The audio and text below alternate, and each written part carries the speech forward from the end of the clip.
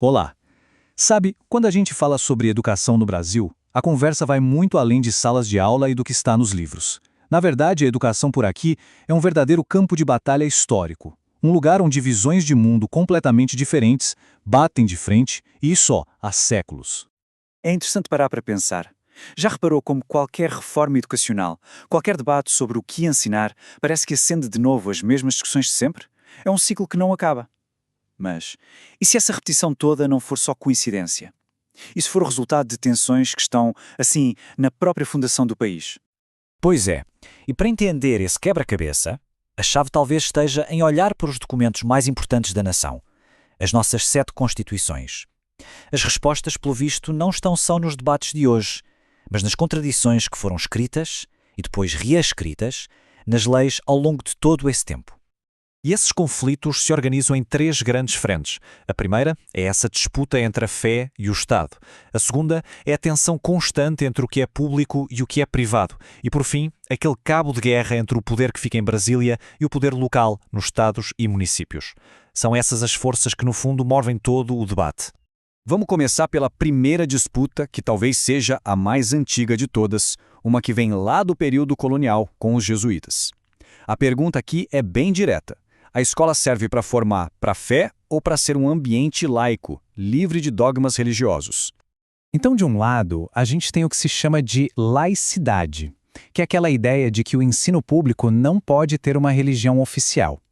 Do outro lado, existe o ensino confessional, que defende justamente o contrário, que os princípios de uma fé específica façam parte do currículo.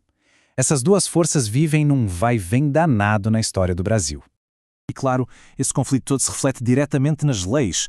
Olha só, a Constituição de 1891 foi um marco, tornou o ensino público oficialmente laico. Mas essa vitória da secularização não durou muito. Já em 1934, o ensino religioso voltou para a grade, ainda que de forma opcional, e essa regra, com algumas mudanças, continua por aí até hoje. Agora, vamos para o segundo campo de batalha, a tensão entre o público e o privado. Aqui, a briga envolve dinheiro, gestão e, claro, muita influência. A grande questão é quem deve educar e, principalmente, quem paga essa conta. As respostas que o Brasil deu para isso definem o nosso sistema até hoje. E tem uma citação da fonte desta análise que vai direto ao ponto. Diz assim: verificamos que o privado define o conteúdo do público tanto nos aspectos de gestão quanto nos pedagógicos. Ou seja, o que isso quer dizer? Que a questão não é só ter escola privada. O argumento aqui é que a própria lógica do setor privado acaba ditando as regras e o jeito de funcionar do sistema público. E essa influência não é só uma ideia, não, está na lei. O famoso artigo 213 da nossa Constituição atual permite que dinheiro público vá para escolas comunitárias, confessionais ou filantrópicas. Na prática, isso acaba borrando a linha que separa o público do privado e oficializa essa relação complexa. E para a gente ter uma noção de como essa arena política cresceu, basta olhar um número. A primeira Constituição do Brasil, lá de 1824, tinha só um artigo falando sobre educação, apenas um. Agora, vamos dar um salto no tempo, para a Constituição de 1988. Esse número sobe para 16. E esse salto, gente, não é só burocracia. Ele mostra, na prática, como a educação se tornou um campo de batalha central, que precisa de muito mais regras, de muito mais debate. Bom, isso tudo nos leva à terceira e última contradição, a luta pelo poder de decisão. Quem é que manda na educação, afinal? É o governo federal, de um jeito centralizado, ou são os estados e municípios com mais autonomia local? Tiveram momentos como lá na Constituição de 1934, em que o Brasil tentou apostar na descentralização.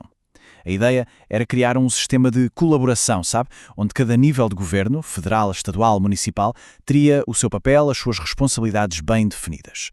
Mas a instabilidade política do país sempre fala mais alto. Apenas 3 anos depois, o golpe do Estado Novo veio e reverteu tudo.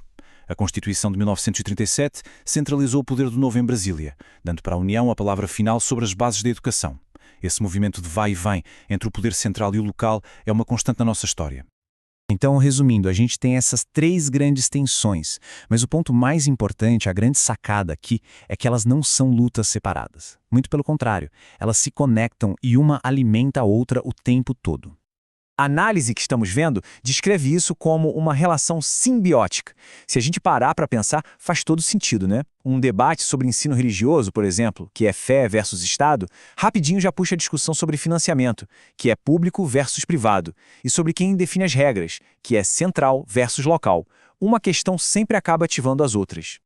E no final das contas, fica uma reflexão bem poderosa.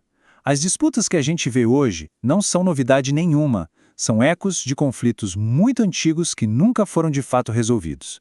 Entender essa história não dá uma solução fácil, mas pelo menos revela o tamanho real do desafio. E deixa essa pergunta no ar.